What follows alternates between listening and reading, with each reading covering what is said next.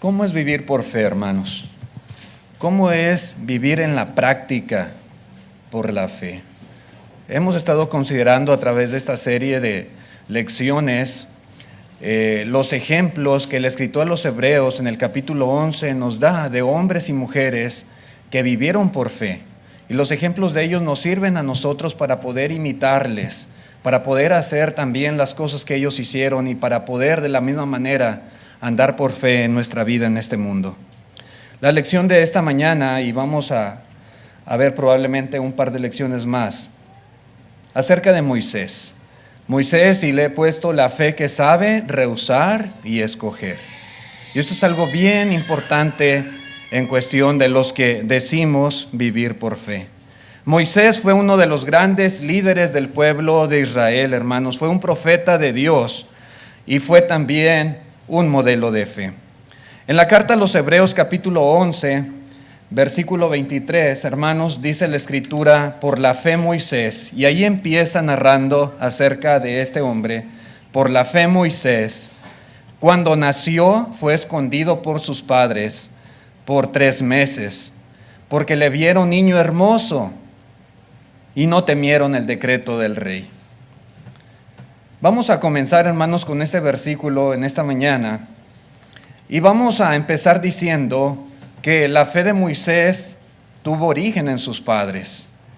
La Escritura, hermanos, nos dice que se levantó un nuevo rey en Egipto. Usted conoce la historia. Y este nuevo rey que se levantó no conoció a José. Este rey, hermanos, que no conoció a José, vio que el pueblo de los hijos de Israel era más grande y más fuerte que ellos, y dice la Escritura que tuvo temor.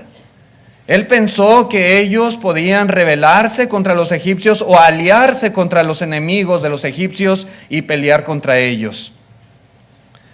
Así que este rey, este faraón, comenzó a oprimirlos y comenzó a amargar su vida, dice la Escritura, con dura servidumbre. Los esclavizó. Y dice la Escritura también, hermanos, que a las parteras dio órdenes que cuando asistieran a las hebreas en sus partos, que si nacía un varoncito, que lo mataran. Si era niña, podía vivir. Los niños no. Él ya no quería que ese pueblo creciera y se hiciera más fuerte. Y dio esta orden. Sin embargo, dice la palabra de Dios que estas parteras temieron a Dios y no hicieron conforme Faraón les había mandado. ¿Cómo se excusaron? ¿Cómo justificaron el no matar a los niños? Ellas le dijeron a Faraón que las mujeres hebreas eran muy robustas y que cuando ellas corrían, ellas iban para asistirlas en el parto, ellas llegaban y ya los bebés ya habían nacido. Así que no podían llevar a cabo lo que Faraón les había ordenado. Entonces, hermanos, al no cumplirse sus planes, dice la palabra de Dios que Faraón dio una nueva orden. Allí en Éxodo capítulo 1, versículo 22, dice la Escritura, entonces Faraón mandó a todo su pueblo diciendo, echad al río a todo hijo que nazca y a toda hija preservad la vida. Algo terrible, hermanos, lo que este hombre mandó hacer. Una orden abierta, una orden radical. Él no iba a permitir que el pueblo de Israel siguiera creciendo y se siguiera fortaleciendo. Así que todos los niños tenían que morir. Y él, hermanos, autorizó a todo su pueblo, a todos los egipcios, a arrojar los niños al río. ¿Sí? Y su orden tenía que cumplirse.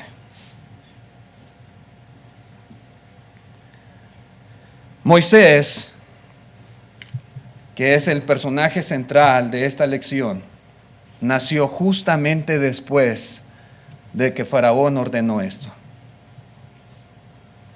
Enseguida vino al mundo este bebé llamado Moisés.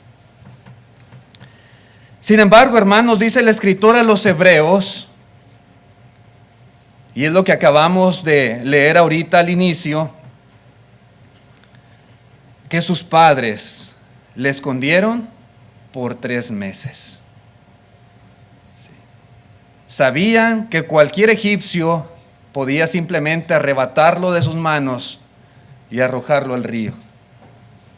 Ellos le escondieron. El relato de Éxodo, hermanos, nos dice que cuando ya no pudieron ocultarle más, decidieron hacer algo especial para salvarle la vida. En el capítulo 2 de Éxodo, versículo 2, dice la Escritura: la que concibió y dio a luz un hijo, y viéndole que era hermoso, le tuvo escondido 3 meses, pero no pudiendo ocultarle más tiempo, tomó una arquilla de juncos y la calafateó con asfalto y brea y colocó en ella al niño y lo puso en un carrizal a la orilla del río. No había otra alternativa. No había otra forma ya de seguir ocultando a este bebé sin que se dieran cuenta y se lo quitaran y lo mataran. Así que confiando en la providencia de Dios, confiando en que Dios cuidaría de él, prepararon una canastita y ahí colocaron al bebé y lo pusieron a la orilla del río. Algo sobresaliente, hermanos, que la Escritura enfatiza es que Amram y Jocabed escondieron al bebé, dice, porque le vieron niño hermoso y no temieron al decreto del rey. Yo me pregunto, hermanos, ¿qué viene a nuestra mente cuando pensamos en un niño hermoso? ¿A qué se refiere la Biblia? A lo mejor nos viene a la mente un bebé así bonito como ese que está ahí en la imagen. ¿Usted qué piensa cuando dice la Escritura que le escondieron porque le vieron niño hermoso? Si Moisés hubiera sido un niño feo, entonces sus padres hubieran permitido que fuese arrojado al río. ¿Ese es el punto? ¿Moisés se salvó solo porque era un niño bonito? ¿Eso es lo que dice la Escritura? ¿En qué consiste, hermanos, el acto de fe de los papás de Moisés? ¿Qué relación tiene la fe de ellos con la hermosura de Moisés? Porque es lo que dice la carta a los Hebreos.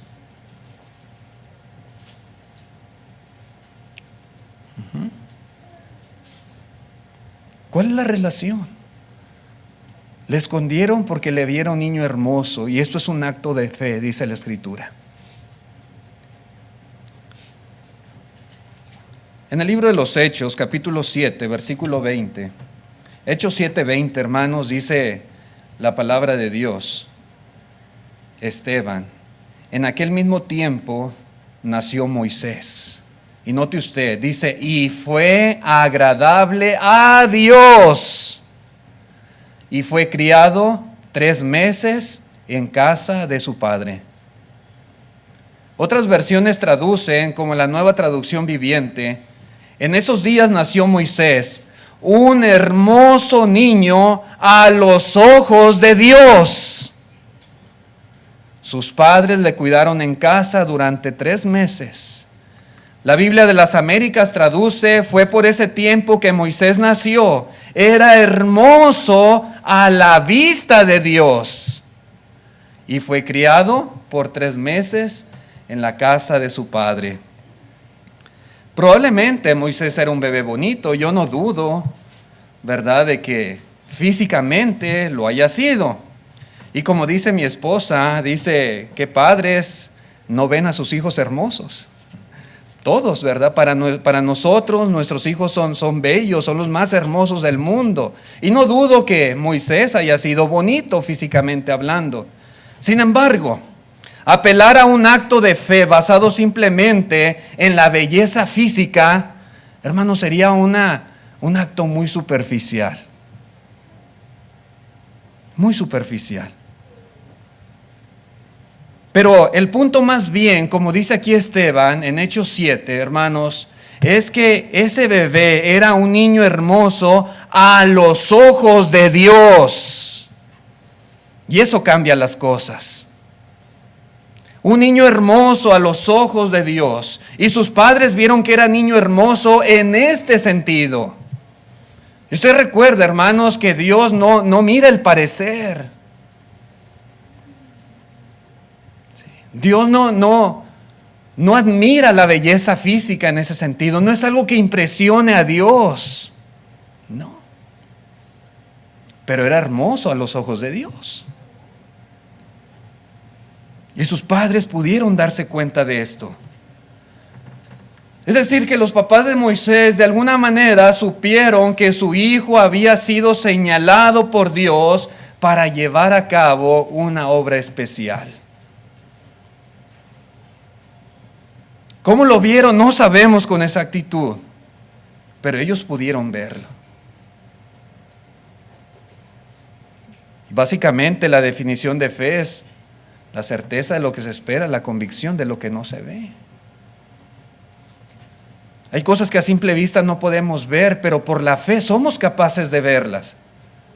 Y ellos tuvieron esta fe, fue un acto de fe, y ellos pudieron ver hermosura en su hijo, hermosura según Dios.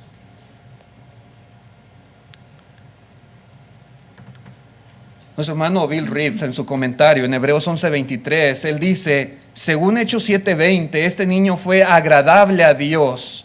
Esto indica que por la fe los padres de Moisés vieron que Dios haría uso de él. Ellos se dieron cuenta de esto desde su nacimiento. Sabían que Dios tenía planes para ese bebé y lo creyeron.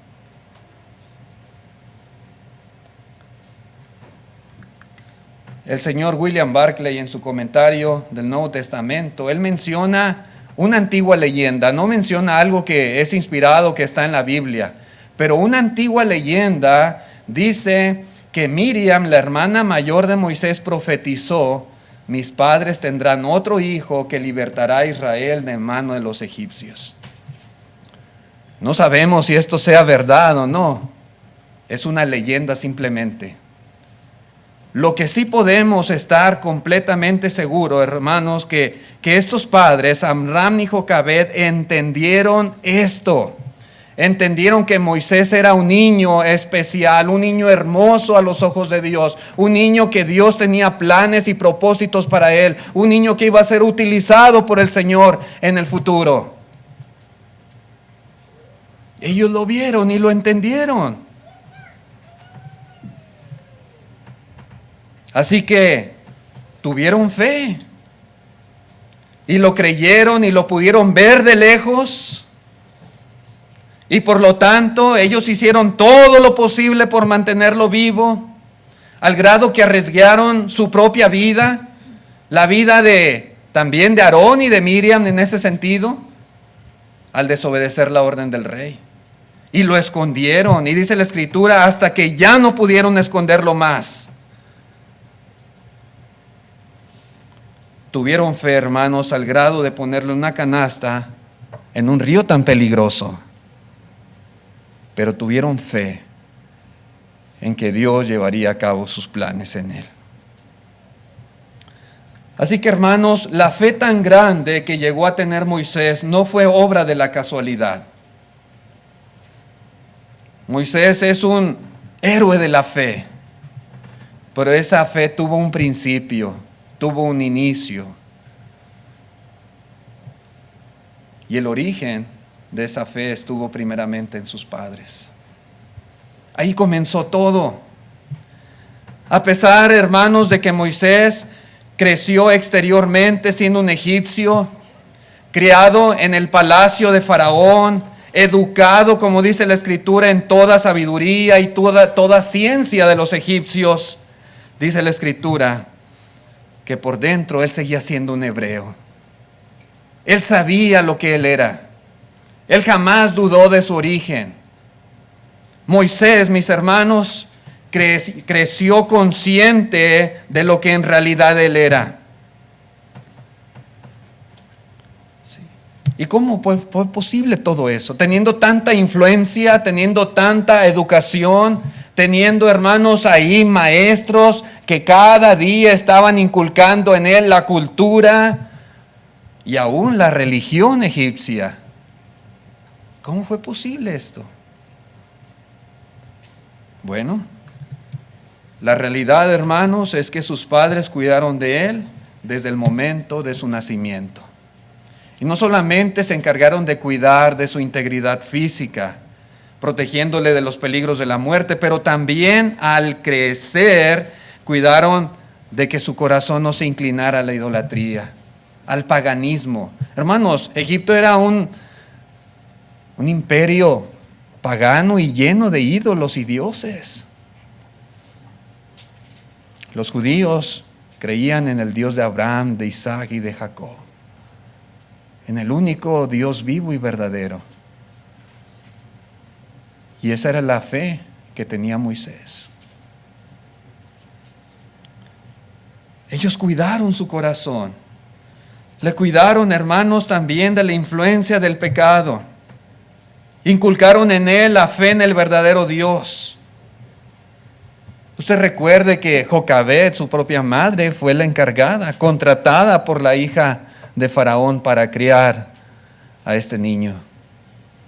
Así que las cosas se acomodaron, Dios acomodó de acuerdo a sus planes la situación para que Moisés pudiera tener la influencia de sus padres.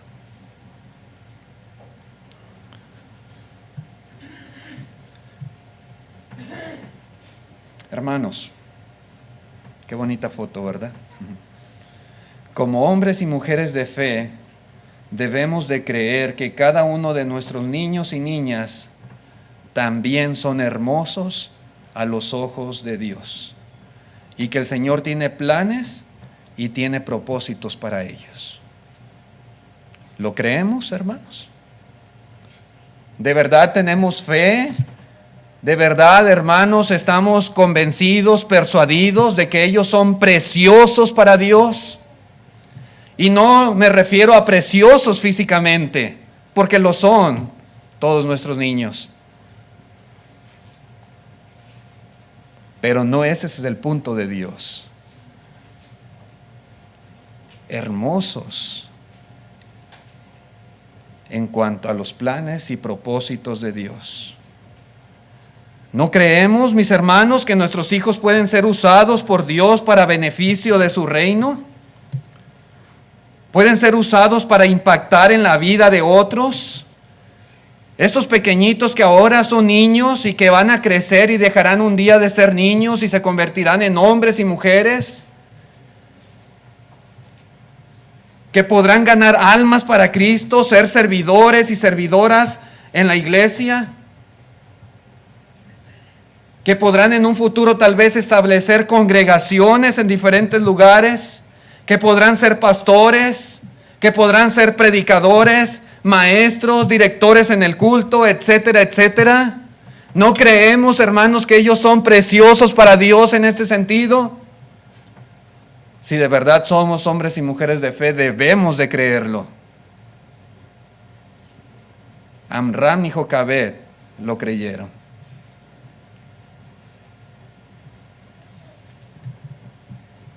Nuestro hermano Wayne pasó a dirigir la oración en esta mañana. 96 años, ya cerca de los 97. Cuando él era muy joven, y probablemente les ha platicado esta historia, y si no, déjenme se las platico. Él estaba bien decidido a ser contador. Él estaba propuesto a estudiar esta carrera. Pero su papá hablaba con él.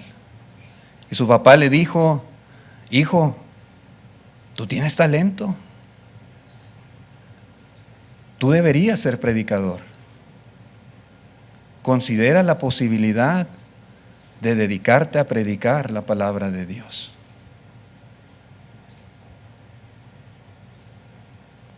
Y helo aquí. más de 75 años después, su hermano sigue predicando, sigue enseñando, sigue haciendo una obra muy grande por medio de la predicación de la palabra.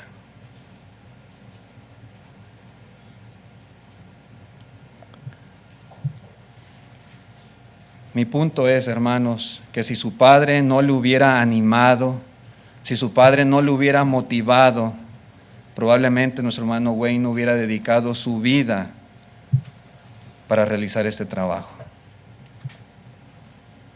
Pero su padre tuvo fe y creyó que su hijo era hermoso a los ojos de Dios.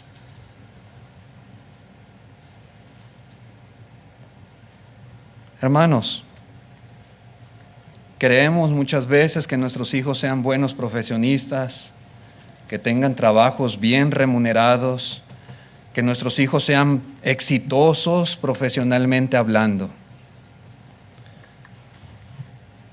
Pero no tenemos a veces la suficiente fe para creer que ellos son hermosos para Dios. A veces es poco lo que está en nuestra mente, en nuestra visión, en cuanto a qué tan útiles nuestros hijos llegarán a ser el día de mañana para los planes y propósitos de Dios. Yo les podría hacer una lista larga de diferentes congregaciones necesitadas de un predicador. Y no miento, hermanos.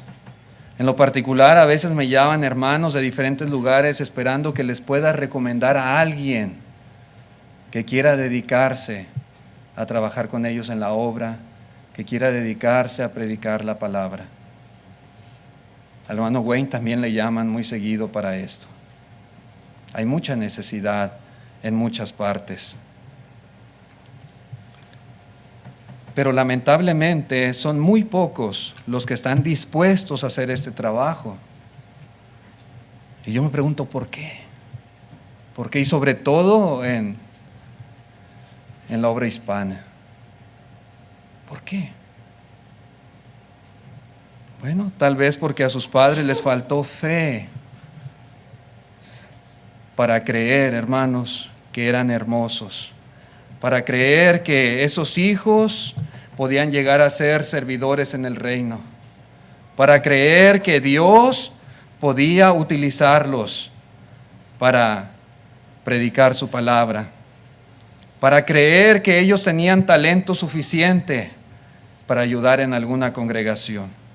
A lo mejor les faltó fe a los padres para motivarles, para ayudarles, para capacitarles en lo espiritual de la misma manera o aún más que lo hicieron para capacitarles y motivarles en cuanto a lo secular. Y no estoy diciendo, hermanos, que nuestros hijos no deben de estudiar y prepararse. Por supuesto que sí, y esto ayuda mucho en el trabajo de la obra. Pero mi punto es que a veces como padres no pensamos o no es algo que esté en nuestra baraja de posibilidades el motivar a un hijo o a una hija, ¿verdad?, para que hagan un trabajo para la obra de Dios.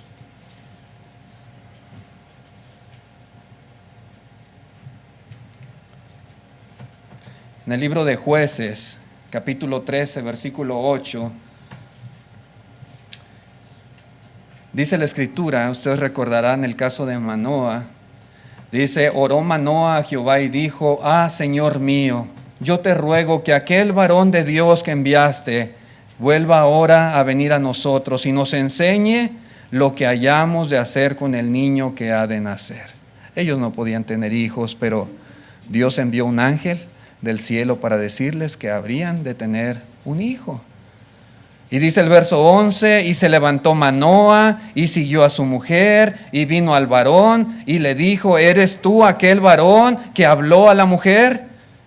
Y él dijo, yo soy. Entonces Manoah dijo, cuando tus palabras se cumplan, ¿cómo debe ser la manera de vivir del niño y qué debemos hacer con él? Explícanos. Yo quiero escucharlo de tu propia boca. ¿Cómo debe de ser la manera de vivir del niño y qué debemos hacer con él?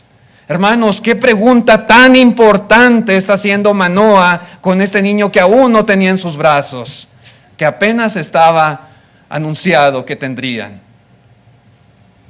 Importantísimo.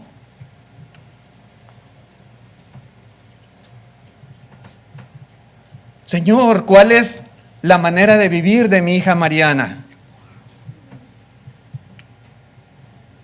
¿Qué debo hacer yo con ella? Debería de preguntarle yo a Dios. ¿Cómo quieres que ella viva? ¿Qué debo de hacer como padre, como madre? Esto es muy, muy importante que lo cuestionemos, que meditemos, que reflexionemos en esto y que busquemos la voluntad de Dios para nuestros hijos.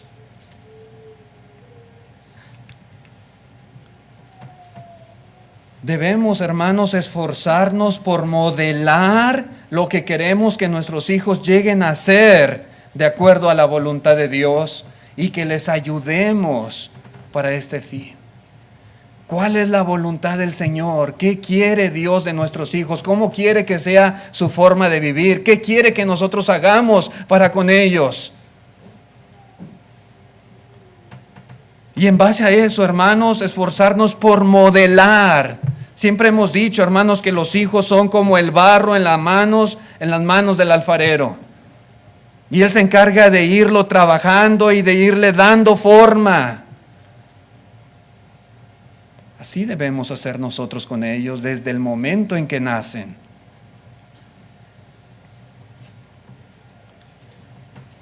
Preguntémonos, ¿cómo esperamos que nuestros hijos manifiesten respeto a Dios? ¿Cómo? ¿Usted cómo espera que ellos sean respetuosos y temerosos de Dios? ¿Qué le indicaría que ellos lo son? ¿Cómo esperamos que nuestros hijos demuestren lazos con la iglesia y con los demás hermanos? ¿Cuál sería la evidencia de que en realidad hay esa relación buena con la iglesia? ¿Qué conocimiento específico de la palabra de Dios nos gustaría que ellos tuvieran? Claro, de todo, pero particularmente hablando, ¿qué? ¿Qué rasgos de carácter como el de Cristo nos gustaría que nuestros hijos demostraran? ¿Cómo quisiéramos que manifestaran su compromiso de ser fieles cristianos? ¿Cómo se expresa todo esto? ¿Qué hay en su mente, en su pensamiento para con ellos cuando crezcan? ¿Qué evidencia podría demostrar que nuestros hijos están siendo transformados por la palabra de Dios? ¿Alguna vez nos hemos hecho esta clase de preguntas? ¿Qué resultado final deseamos para ellos, espiritualmente hablando? ¿Usted qué desea para sus hijos? ¿Cómo quiere que les vaya? Dice el apóstol Juan en la tercera carta, versículo 4, y aunque él habla de sus hijos espiritualmente, dice así: no tengo yo mayor gozo que este, el oír que mis hijos andan en la verdad. Espiritualmente, como les decía, qué gozo, hermanos, cuando aquellas personas que han escuchado la palabra de Dios, tal vez por medio de nosotros, se mantienen fieles y perseveran. Pero hablando en un sentido terrenal, hermanos, yo creo que no hay mayor gozo para un padre cristiano el escuchar, el saber que sus hijos andan en la verdad, que sus hijos son fieles a Dios, que sus hijos son responsables como cristianos, que sus hijos son activos en la iglesia. Este es el mayor gozo que uno como padre pudiera tener.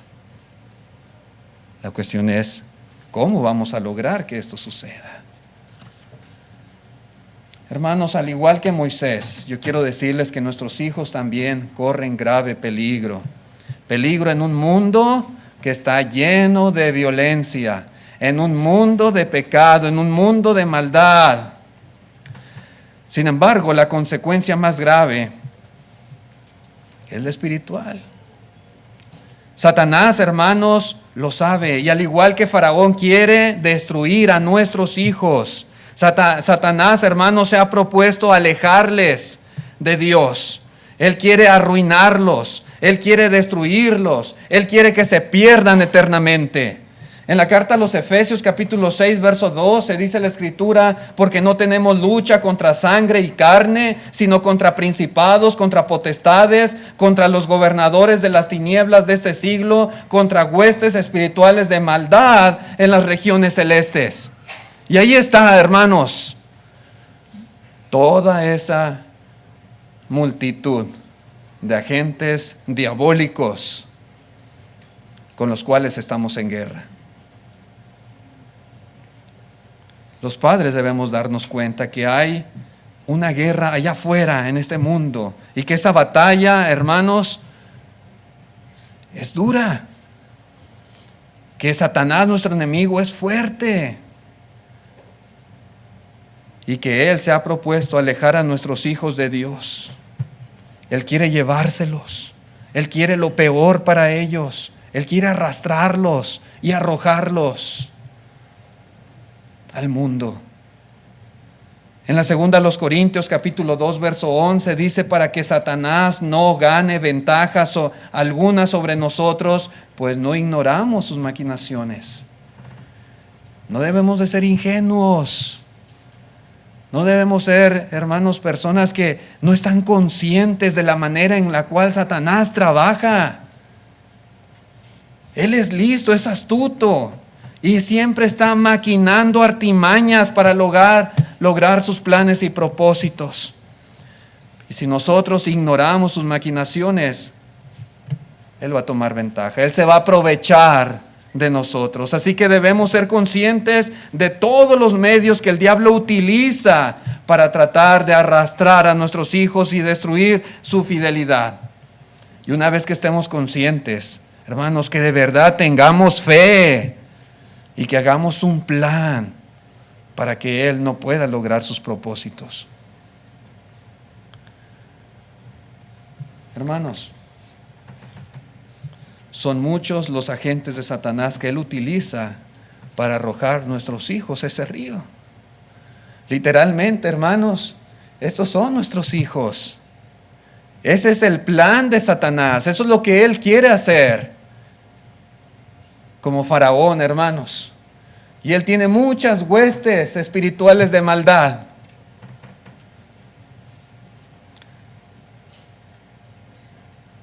Él tiene muchos agentes por medio de los cuales trata de arrojar a nuestros hijos a la perdición. No solamente física, sino también espiritual.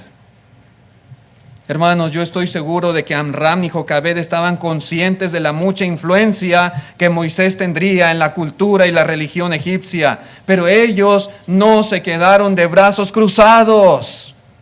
Ellos tenían fe que su hijo era hermoso a los ojos de Dios. Ellos visualizaron y creyeron todo lo que su hijo podía llegar a ser, y ellos ejecutaron un plan para protegerlo por medio de la fe en el Señor.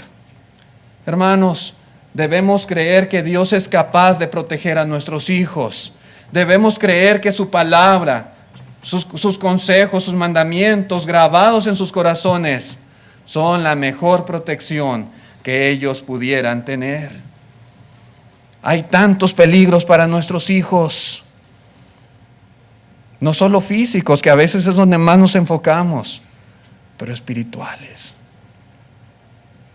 ¿Qué estamos haciendo para protegerlos? ¿O no creemos que son hermosos para Dios y que Dios quisiera que ellos, cuando crecieran, pudieran, hermanos, hacer la obra que Él tiene preparada para ellos? No lo creemos. ¿Qué vamos a hacer por cuidarlos? Para que Dios pueda lograr su propósito en ellos. ¿Cómo vamos a cooperar nosotros? Dice en el Salmo 119, verso 9, ¿con qué limpiará el joven su camino? Dice el salmista, con guardar tu palabra. La Nueva Versión Internacional dice, ¿cómo puede el joven llevar una vida íntegra, viviendo conforme a tu palabra? No hay más. No hay más. Queremos proteger a nuestros hijos, Dios los protege por medio de su palabra. Pedro en la primera carta, capítulo 3, versículo 10, dice, porque el que quiere amar la vida y ver días buenos, ¿quién no quiere eso? No solo para uno, sino para todos nuestros hijos. Dice, refrene su lengua del mal y sus labios no hablen engaño, apártese del mal y haga el bien, busque la paz y sígala. Ahí está la clave. Queremos que a nuestros hijos les vaya bien, que vean días buenos. Hermanos, hay que moldearlos en cuanto a estas cosas. ¿Cómo es su forma de hablar? ¿Cómo hablan nuestros hijos? ¿Qué tanta atracción sienten ellos hacia cosas que no son buenas? ¿Qué tanto interés tienen ellos en hacer el bien? ¿Qué tanto ellos aman la paz? Hay que trabajar en esos aspectos si verdaderamente amamos la vida y queremos que vean días buenos. Seguramente los padres de Moisés hicieron grandes esfuerzos para esconder a su hijo. No fue nada fácil. Y como les digo, estaban arriesgando a toda la familia en esto. Seguramente usaron todo su ingenio, toda su astucia para cuidar de él y posteriormente, hermanos, para transmitir su fe, viviendo su hijo en el palacio del rey. Pero lo hicieron y pudieron y lograron su propósito. Cuán importante es la fe de los padres para que los hijos puedan también ser hombres y mujeres de fe. Si nosotros, hermanos, vivimos por fe, si nosotros imitamos el ejemplo de los papás de Moisés, también procuraremos ser sabios para actuar en favor no solamente del bienestar físico, sino también en favor del bienestar espiritual de nuestros hijos. Seremos valientes para hacer lo correcto. Seremos valientes para obedecer a Dios antes que a los hombres. Ellos no temieron al decreto del rey.